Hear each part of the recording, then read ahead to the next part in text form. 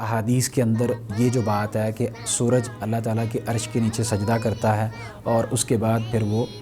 طلوع ہونے کی اجازت طلب کرتا ہے تو پھر وہ طلوع ہوتا ہے۔ اصل مقصد لوگوں کو صحیح بخاری سے لوگوں کا اعتماد اٹھانا ہے، صحیح ہیں جو ہیں ان سے لوگوں کا اعتماد اٹھانا ہے اور حدیث سے لوگوں کو دور کرنا ہے کہ حدیث حجت نہیں۔ سورج کا سجدہ کرنا یہ صرف حدیث میں نہیں بلکہ قرآن میں بھی ثابت ہے، قرآن کریم کی آیت ہے اور اس کے اندر اللہ تعالیٰ نے سورج کے سجدہ کرنے، چاند کے سجدہ کرنے، ستاروں کے سجدہ کرنے کا ذکر کیا ہے۔ جو صحیح احادیث کے اندر یا قرآن کی آیت سے جو چیز ثابت ہے ہمیں اسے ماننا پڑے گا جب اس کا تعلق غیب کے ساتھ ہو۔ ہم یہ نہیں کہہ سکتے کہ اس کو عقل نہیں تسلیم کرتی۔ اللہ تعالیٰ نے خود قرآن کریم کے اندر بیان کیا اور حدیث نے اس کی تخصیص کر دی کہ کب سجدہ کرتا ہے، جب غروب ہوتا ہے۔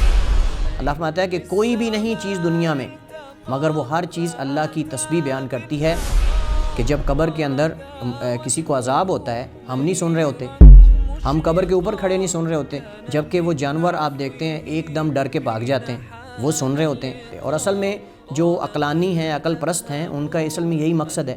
کہ وہ لوگوں کو اس انداز میں پیچھے ہٹائیں دین سے اور ان کے عقائد سے متنفر کر دیں، لا دینیت کی طرف لگا دیں۔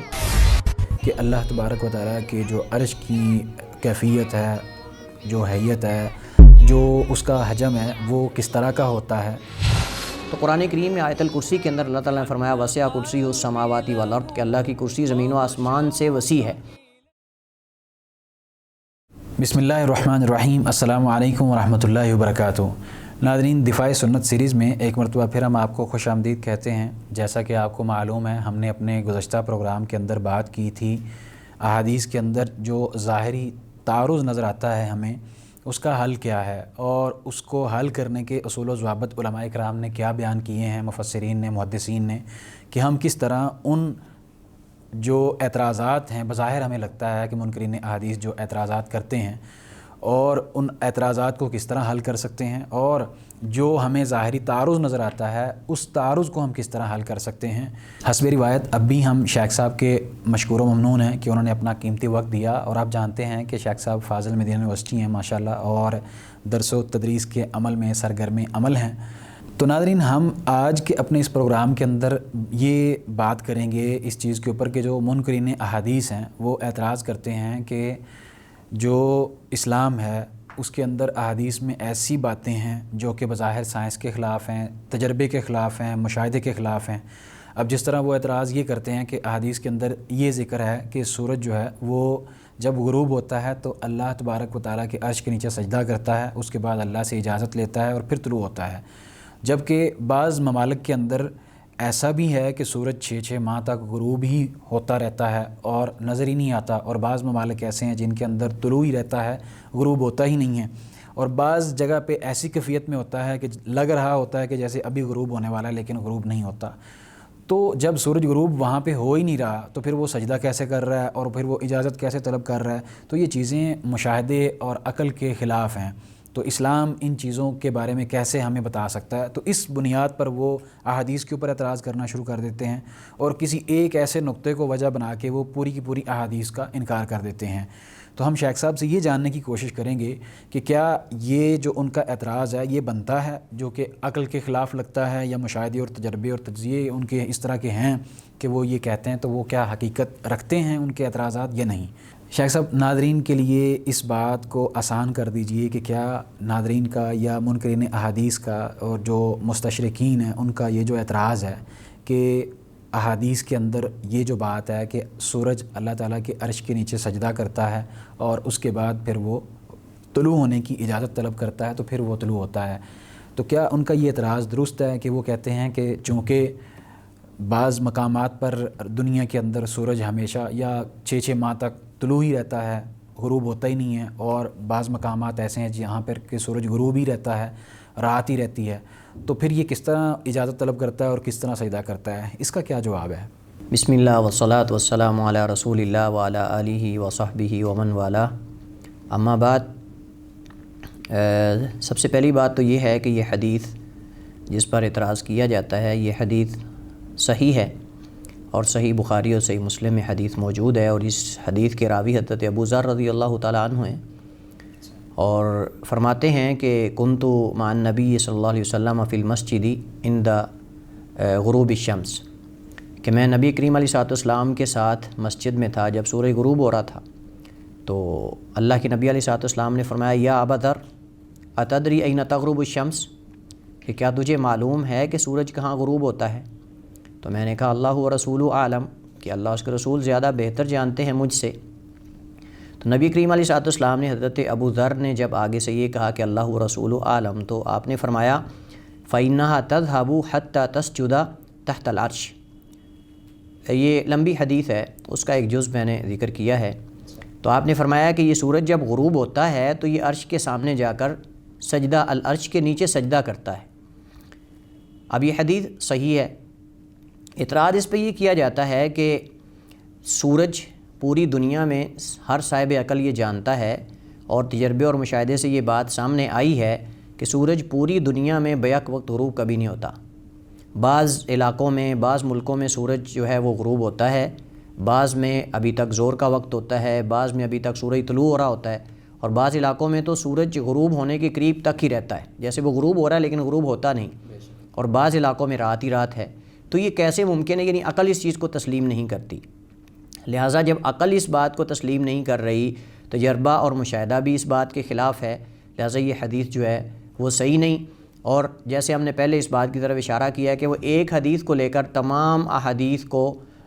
پس پشت ڈال دیتے ہیں اور ان کو وہ غلط ثابت کرنے کی کوشش کرتے ہیں، اور ان کا اصل مقصد اس حدیث پہ تنقید کرنا نہیں، بلکہ اصل مقصد لوگوں کو صحیح بخاری سے لوگوں کا اعتماد اٹھانا ہے، صحیح ہین جو ہیں ان سے لوگوں کا اعتماد اٹھانا ہے، اور حدیث سے لوگوں کو دور کرنا ہے کہ حدیث حجت نہیں۔ اگر تم کہتے ہو حجت ہے اور وہی ہے، اگر وہی ہوتی تو ایسی چیز نہ ہوتی کہ جو خلاف واقع ہے یا خلاف مشاہدہ ہے۔ تو سب سے پہلی بات تو یہ ہے کہ حدیث صحیح ہے، اور صحیح بخاری اور صحیح مسلم میں ہے، اور جو محدثین اور ائمہ اور علماء کی شروط ہیں حدیث کو لینے کی اس کے مطابق ہے۔ دوسری بات یہ ہے کہ سورج کا سجدہ کرنا یہ صرف حدیث میں نہیں بلکہ قرآن میں بھی ثابت ہے۔ قرآن کریم میں سورج کا، چاند کا سجدہ کرنا، ستاروں کا سجدہ کرنا قرآن کریم کے اندر موجود ہے۔ اللہ تعالیٰ فرماتا ہے الم تر ان اللہ یسجد لہ من فی السماوات ومن فی الارض والشمس والقمر والنجوم، کہ اے مخاطب تو دیکھتا نہیں کہ بے شک اللہ کے لیے سجدہ کرتی ہے اس کے لیے جو کچھ ہے زمین و آسمان میں ہر وہ چیز، اور سورج اور چاند اور ستارے، درخت، چوپائے، ہر چیز اللہ کو سجدہ کرتے ہیں۔ اب یہاں اس آیت کے اندر، قرآن کریم کی آیت ہے، اور اس کے اندر اللہ تعالیٰ نے سورج کے سجدہ کرنے، چاند کے سجدہ کرنے، ستاروں کے سجدہ کرنے کا ذکر کیا ہے۔ لیکن جیسے پہلے ہم نے یہ عرض کی ہے کہ یہ چیز ایک ایسی ہے جس کا تعلق غیب کے ساتھ ہے، اور غیب کے اندر قاعدہ اور کلیہ تعامل کا یہ ہے کہ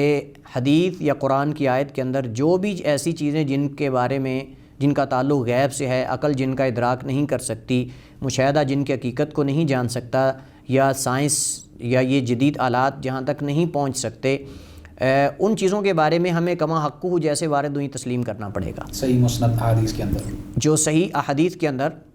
یا قرآن کی آیت سے جو چیز ثابت ہے ہمیں اسے ماننا پڑے گا جب اس کا تعلق غیب کے ساتھ ہو۔ ہم یہ نہیں کہہ سکتے کہ اس کو عقل نہیں تسلیم کرتی، یا یہ تو عقل کے خلاف ہے، یہ تو مشاہدے کے خلاف ہے۔ اب یہ چیز چونکہ اس کا تعلق غیب سے ہے، پہلی بات تو یہ ہے، لہٰذا ہمیں جیسے وارد ہوا ہے ہمیں اسی طرح اس پہ ایمان لانا ہوگا۔ دوسری بات یہ ہے کہ سورج کا سجدہ کرنا، چاند کا سجدہ کرنا، ستاروں کا سجدہ کرنا، یہ ہم جب سوچتے ہیں کہ شاید ہمارے انسانوں کی طرح ہے، یہ بالکل بھی نہیں ہے۔ جیسے سورج کے لائق ہے، جیسے چاند کے لائق ہے، جیسے ستاروں کے لائق ہے، وہ اللہ کے سامنے سجدہ کرتے ہیں، اور اللہ نے خود قرآن کریم کے اندر اس بات کو بیان کیا ہے۔ اور رہی یہ بات کہ سورج بعض علاقوں میں ہوتا ہے، بعض علاقوں میں غروب ہوتا ہے، تو کیسے ہے؟ تو اس کی دلیل یہ ہے کہ نبی علیہ السلام نے مدینہ کی یہ بات کی ہے، جن علاقوں کے اندر سورج غروب ہوتا ہے، جب غروب ہوتا ہے تب وہ سجدہ کرتا ہے۔ اللہ تعالیٰ نے خود قرآن کریم کے اندر بیان کیا، اور حدیث نے اس کی تخصیص کر دی کہ کب سجدہ کرتا ہے، جب غروب ہوتا ہے، اور غروب ہونے کے بعد وہ عرش کے سامنے سجدہ کرتا ہے۔ اللہ تعالیٰ قرآن کریم میں فرماتا ہے، نبی کریم علیہ السلام نے اس حدیث کو، یعنی یہ کہنے کے بعد کہ سورج عرش کے نیچے سجدہ کرتا ہے، فرمایا یہ اصل میں فذالک قولہ تعالیٰ، بس یہ ہے اللہ تعالیٰ کا وہ فرمان، یعنی اس کی طرح جیسے قرآن کریم کے اندر ہے والشمس تجری لمستقر لہا ذالک تقدیر العزیز العلیم، کہ سورج جو ہے وہ اپنے مقررہ مدار اور اپنے ٹھکانے کے اندر چلتا ہے۔ تو اب یہاں اس کا مدار بعض علماء کہتے ہیں کہ سورج اپنی منزلیں طے کر رہا ہے، مسلسل اپنی منزلیں طے کر رہا ہے، اور اس سے مراد یا تو وہ مقام ہے جہاں جا کر سورج کچھ دیر کے لیے رکتا ہے، جہاں سورج جا کر کچھ دیر کے لیے رکتا ہے اور رکنے کے بعد وہاں وہ سجدہ کرتا ہے، اور سجدہ کرنے کے بعد پھر اپنی منزل کو وہ طے کرتا ہے۔ تو گویا کہ شام مطلب کہ غروب ہونا، سورج کا طلوع ہونا، یہ منازل ہیں، یہ منازل ہیں، اور یہ پوری دنیا میں سورج بیک وقت کبھی بھی غروب نہیں ہوتا۔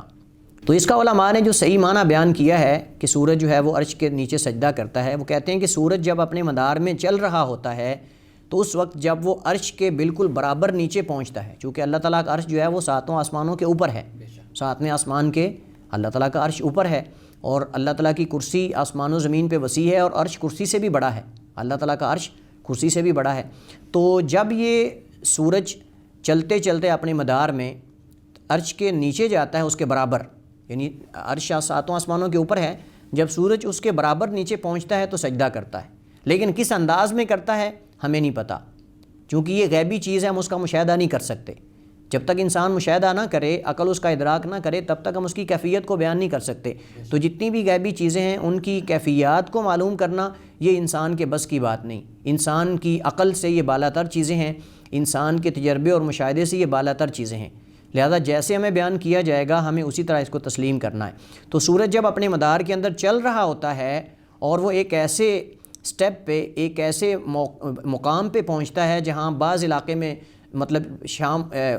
غروب ہوتا ہے لیکن بعض علاقوں میں وہ نظر آ رہا ہوتا ہے، تو اس وقت سورج اللہ کے سامنے سجدہ کرتا ہے۔ اب یہ صحیح حدیث کے اندر ثابت ہے اور ہم اس کو مانیں گے، اور سورج کا سجدہ کرنا قرآن کے اندر ثابت ہے، لیکن کیسے ہے اصل میں یہاں مشکل ہے۔ جن لوگوں کو یہ سمجھ نہیں آتی، جو کیفیات میں پڑ جاتے ہیں، وہ ان چیزوں کو سمجھ نہیں پاتے، اس وجہ سے وہ کہتے ہیں اگر سجدہ کرتا ہے تو کیسے۔ یہاں بعض لوگوں نے ایک اور اعتراض کیا، وہ کہتے ہیں کہ قرآن کریم کے اندر آتا ہے کہ جب ذوالقرنین جو ہے وہ ان کو سورج کے غروب ہونے کی، طلوع ہونے کی جگہ دکھائی گئی، تو ان کے بارے میں آتا ہے وجدھا تغرب فی عین حمیۃ، فی عین حمیۃ، کہ انہوں نے سورج کو دیکھا کہ ایک جو ہے وہ دلدل کے اندر وہ سورج غروب ہو رہا ہے۔ تو وہاں تو یہ ہے کہ سورج غروب ہوتا ہے،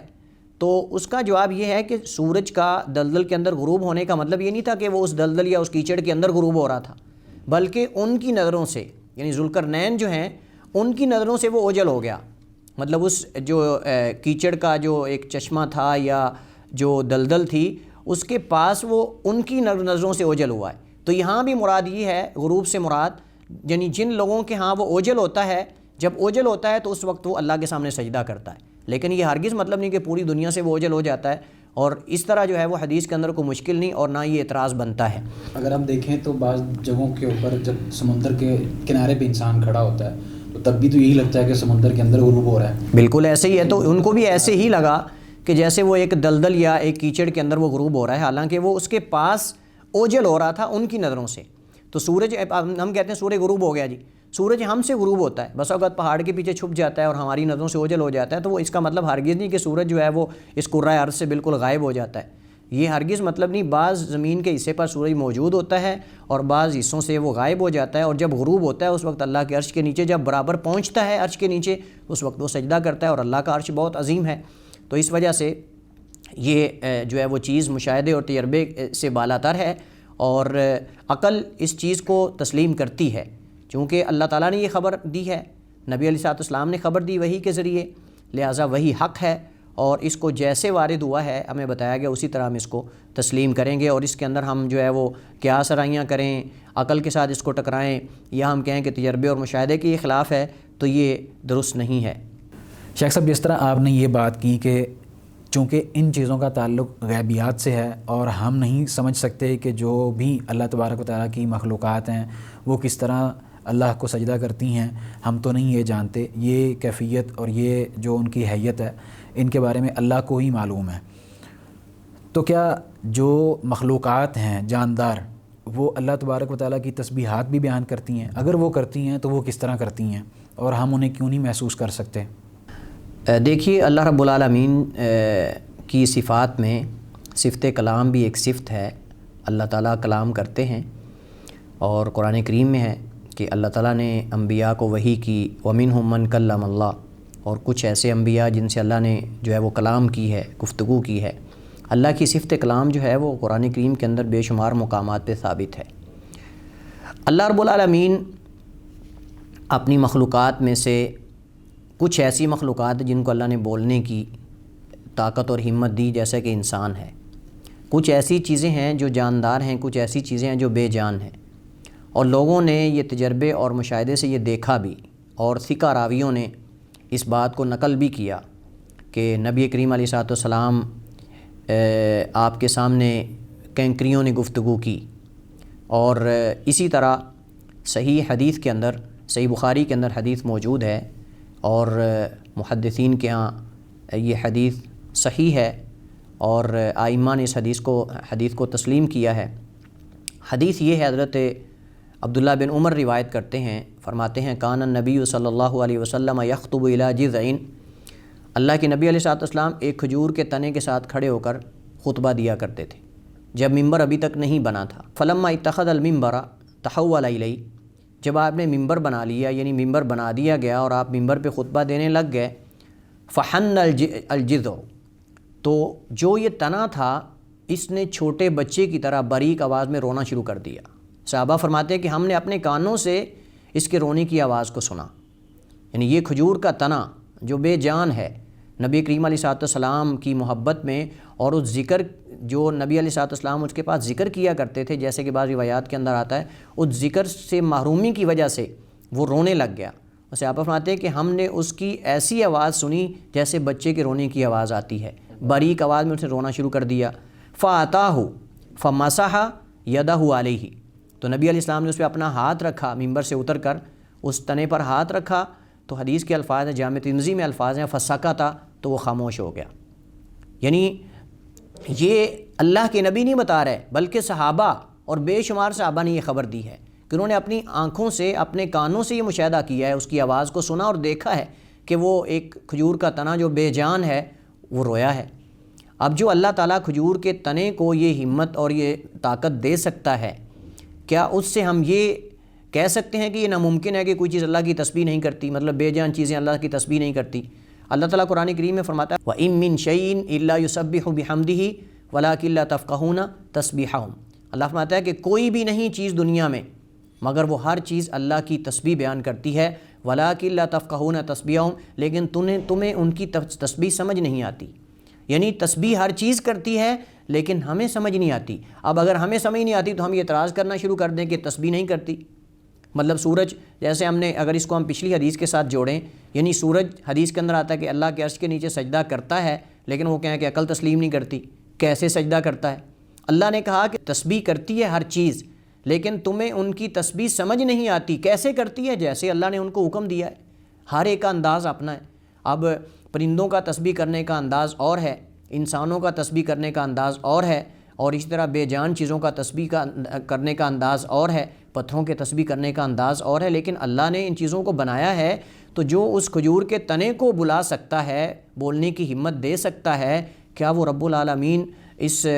درختوں کو، ان بے جان چیزوں سے اپنا ذکر نہیں کروا سکتا، یا ان کے اندر یہ ہمت نہیں پیدا کر سکتا کہ وہ اللہ کا ذکر کریں، تسبیح کریں؟ تو یقینی بات ہے کہ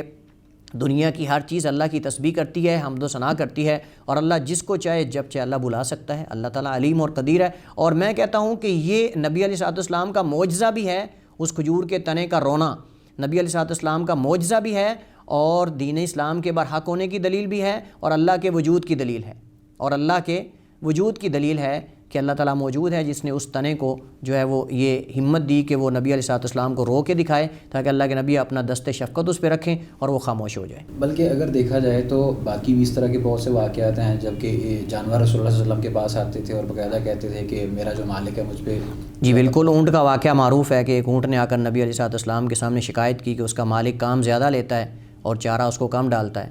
تو اللہ کے رسول علیہ السلام نے اس کو بلا کر اس کو نصیحت کی کہ فرمایا ان کا خیال کرو۔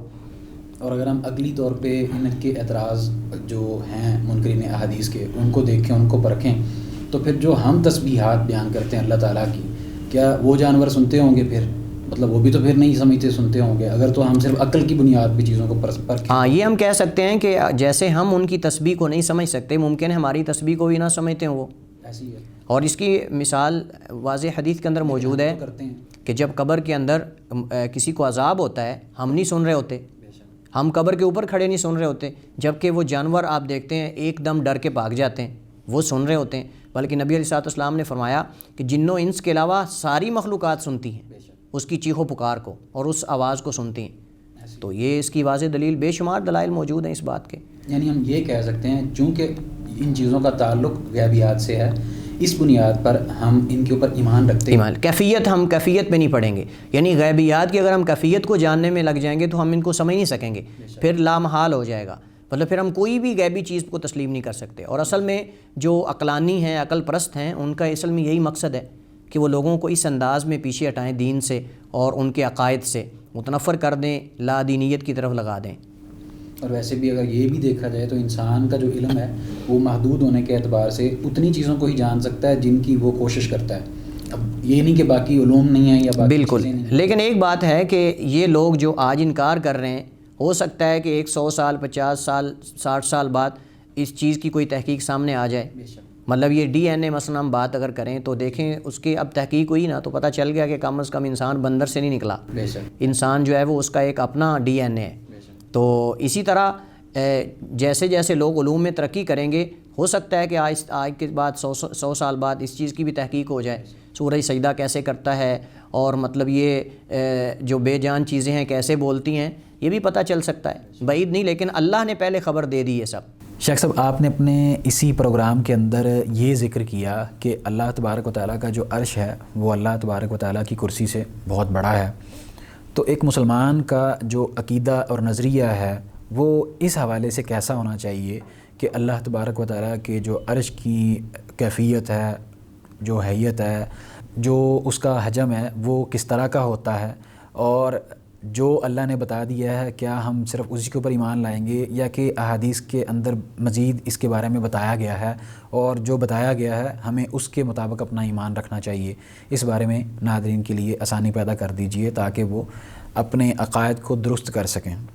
دیکھیے، عرش اور کرسی کو ہم نے نہیں دیکھا، ہم نے اس کا مشاہدہ نہیں کیا اور نہ ہی ہم دنیا کے اندر اس کا مشاہدہ کر سکتے ہیں،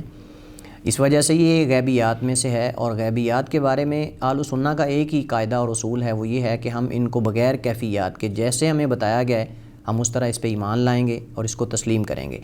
جو چیز ہمیں احادیث کے اندر اور قرآن کریم کی آیات کے اندر بتائی جائے گی ہم اس کو اتنا ہی مانیں گے اور اتنی پر ایمان لائیں گے، اپنی طرف سے ہم اس کے اندر کوئی چیز داخل نہیں کریں گے، ہم اس کی کیفیات میں نہیں پڑیں گے، چونکہ کیفیات میں انسان تب پڑتا ہے جب اس چیز کو دیکھ رہا ہو، اس کا مشاہدہ کر رہا ہو، اس طرح کی کوئی چیز دیکھ رہا ہو۔ تو جب یہ ممکن نہیں ہے تو پھر اس صورت کے اندر ہم اس پر کما حقو جیسے بتایا گیا اس طرح ایمان لائیں گے۔ اب رہی بات کہ ان کے حجم کی یا کیا کسی حدیث کے اندر یا قرآن کریم کی آیت کے اندر اس کی وسعت کو بیان کیا گیا ہے، تو قرآن کریم میں آیت الکرسی کے اندر اللہ تعالیٰ نے فرمایا وسع کرسی السماوات والارض، کہ اللہ کی کرسی زمین و آسمان سے وسیع ہے۔ اور ایک حدیث میں جو کہ ابن ابی شیبہ نے کتاب العرش کے اندر اور ذہبی نے علوف کے اندر ذکر کی ہے، حضرت ابو ذر رضی اللہ تعالیٰ عنہ حدیث روایت کرتے ہیں، نبی علیہ الصلوۃ والسلام سے فرماتے ہیں مل کرسی فی العرش الا کحلقۃ من حدید القیت بین ظہری فلات من الارض، کہتے ہیں کہ یہ عرش جو ہے کرسی عرش کے مقابلے میں ایسے ہے جیسے لوہے کا چھوٹا سا کڑا ہو جسے ایک بہت بڑے صحرا کے اندر رکھا ہو۔ یعنی کرسی جس کے بارے میں نے آپ کے سامنے کہا کہ آیت الکرسی قرآن کریم کے اندر جو آیت الکرسی ہے اس کے اندر یہ ہے وسع کرسی السماوات والارض، کہ اللہ کی کرسی جو ہے یہ زمین و آسمان سے بھی وسیع ہے، لیکن یہ کرسی باوجود زمین و آسمان کے وسیع ہونے کے یہ عرش کے مقابلے میں ایسے ہے جیسے ایک چھوٹا سا حلقہ ہو، چھوٹا سا کڑا ہو لوہے کا، جسے ایک بہت بڑے صحرا کے اندر چھوڑا ہوا ہو، پھینکا ہو۔ آپ اندازہ کریں ایک چھوٹے سے کڑے کی ایک بڑے صحرا کے اندر کیا حیثیت ہے، کوئی حیثیت اور اس کا مقام نہیں ہے۔ تو آپ یہاں سے اندازہ لگا سکتے ہیں کہ اللہ تعالیٰ کے عرش کی وسعت کتنی۔ اور عبداللہ بن عباس رضی اللہ تعالیٰ عنہما سے صحیح حدیث کے اندر یہ تفسیر کی کتابوں کے اندر یہ بات موجود ہے کہ انہوں نے کہا الکرسی موضع القدمین، یہ کرسی جو ہے یہ قدمین کی جگہ ہے، یہ قدموں کی، اللہ تعالیٰ کے قدموں کی یہ جگہ ہے، جیسا کہ صحیح حدیث کے اندر مروی ہے۔ تو آپ اندازہ کریں یہ قدموں کی جگہ یہ ہے کہ جو زمین و آسمان سے وسیع ہے، تو وہ عرش کے مقابلے میں ایک چھوٹے سے کڑے کی طرح ہے جو ایک صحرا کے اندر پھینکا ہوا ہو۔ تو آپ یہاں سے اللہ کے عرش کا اندازہ لگا سکتے ہیں۔ اور عرش جو ہے قرآن کریم کے اندر جو ہے وہ موجود ہے کہ عرش کی ایک مطلب کہ خاص کیفیت ہے لیکن ہمیں نہیں بتائی گئی۔ اور قرآن کریم کے اندر آتا ہے کہ قیامت کو جب اللہ تعالیٰ تشریف لائیں گے حساب و کتاب کے لیے تو فرشتوں نے اللہ کے عرش کو اٹھایا ہوگا، اللہ کے عرش کو اٹھایا ہوگا، 8 فرشتوں نے اللہ تعالیٰ کے عرش کو اٹھایا ہوگا۔ تو اس کا مطلب یہ ہے کہ اس کا حجم ہے، اس کی کیفیت ہے، لیکن ہمیں نہیں بتائے گی وہ کیا ہے۔ اس وجہ سے ہم اس کے بارے میں جیسے ہمیں بتایا گیا اس طرح ہم اس پہ ایمان لائیں گے۔ یہ احادیث بالکل ٹھیک ہیں جی بالکل، یہ حدیث صحیح ہے جو امام ابن ابی شیبہ نے کتاب العرش کے اندر اور امام ذہبی نے علو کے اندر اس کے حدیث کو ذکر کیا، اور یہ محدثین نے بعد میں اس کو حسن کہا ہے اور بعد نے اس کو صحیح قرار دیا ہے۔ اگرچہ اس حدیث کے بعض ایسے الفاظ ہیں جن میں کلام ہے، لیکن یہ جو الفاظ ہیں جن کے اندر کرسی کو عرش کے مقابلے میں بیان کیا گیا ہے، یہ الفاظ جو ہیں وہ صحیح ہیں۔ مطلب میرا پوچھنے کا اصل مقصد یہ تھا کہ جو سائنسدان ہیں وہ باقاعدہ تحقیق کر رہے ہیں اس چیز کے اوپر، یہ جو سیارے ہیں ان کے اوپر، اور اسی طرح جو گلیکسیز ہیں ان کے اوپر، اس چیز سے بھی اندازہ لگایا جا سکتا ہے کہ اللہ تبارک و تعالیٰ کا جو عرش ہے وہ کتنا بڑا ہے اور اللہ تبارک و تعالیٰ کی کرسی کتنی ہے۔ یعنی کہ اگر آپ اس کائنات کی جو کہ ہماری ہے، یعنی ہماری سے جس زمین کے اوپر ہم رہ رہے ہیں، اس کا اگر ہم اندازہ لگانے کی کوشش کریں تو ہم اس چیز کو باقاعدہ سمجھ سکتے ہیں۔ یہ مشکل نہیں ہے، یہ مشکل نہیں۔ آپ دیکھیں، کہتے ہیں جی سورج زمین سے 13 لاکھ گنا بڑا ہے، یہ سائنسدان ہی کہتے ہیں کہ سورج زمین سے 13 لاکھ گنا بڑا ہے، اور کچھ ایسے سیارے ہیں جو سورج سے بھی کروڑوں اور خربوں گنا بڑے ہیں۔ تو پھر آپ یہ تو اللہ تعالیٰ کی چھوٹی سی مخلوقات ہیں، تو ہم عرش کی بات کر رہے ہیں، کرسی کی بات کر رہے ہیں، اور یوں ہمارے ذہن کے اندر یہ آتا ہے نا کہ شاید یہ آسمان کے مقابلے میں کیسے ہو سکتا ہے۔ تو آپ کو یہ معلوم ہونا چاہیے، ناظرین کو یہ بتاتا چلوں کہ حدیث کے اندر آتا ہے کہ زمین سے لے کر آسمان تک کا فاصلہ 500 سال کا ہے، اور ہر آسمان میں ایک دوسرے کے درمیان 500 سال کا فاصلہ ہے، اور پھر 7ویں آسمان کے اوپر اللہ کا عرش ہے، اور اللہ کے عرش اور 7ویں آسمان کے درمیان بھی 500 سال کا فاصلہ ہے۔ بہت شکریہ شیخ، اللہ تعالیٰ آپ کو رحمتوں برکتوں سے نوازے اور آپ کے علم و عمل میں مزید برکتیں نازل فرمائے۔ ناظرین، یہ تھا ہمارا آج کا پروگرام جس کے اندر ہم نے بات کی کہ کس طرح احادیث کے اندر جو غیبیات سے متعلق چیزیں بیان ہوئی ہیں ان کے اوپر ہم ایمان رکھ سکتے ہیں اور ہمیں ایمان رکھنا چاہیے۔ جو بھی صحیح احادیث اور قرآن کریم کے اندر غیبیات سے متعلق امور وارد ہوئے ہیں، ہم مسلمانوں کو ان کے اوپر ویسا ہی ایمان رکھنا چاہیے جیسا کہ اسلام نے ہم سے طلب کیا ہے۔